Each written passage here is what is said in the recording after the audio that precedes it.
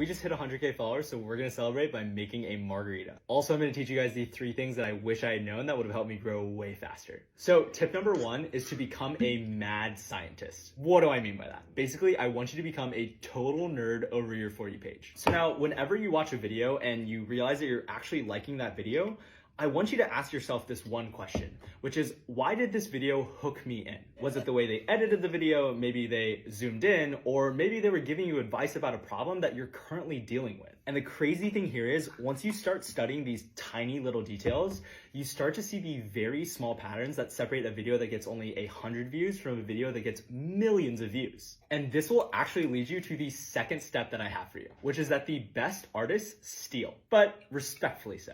You probably have a few content creators that you really enjoy watching. So for example, for me, that's Casey Neistat and his vlogs and how he tells stories, as well as Alex Hormozy and how educational and helpful his content is. And then I put my own unique spin on it. I want you to write down the creators that you like the most. And I want you to start studying and obsessing over their content and what actually makes that content great.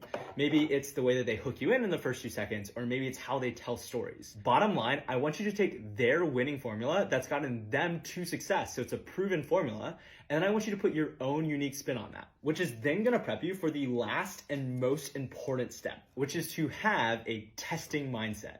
Your videos are gonna flop sometimes. It's kind of just the dues you have to pay to get good at social media. But the number 1 mistake you're gonna make in that is you're gonna start taking it personally and get insecure of how well each one of your videos is performing, which is not what the best creators do. The best creators I work with never attach their happiness to the outcome of a single individual video.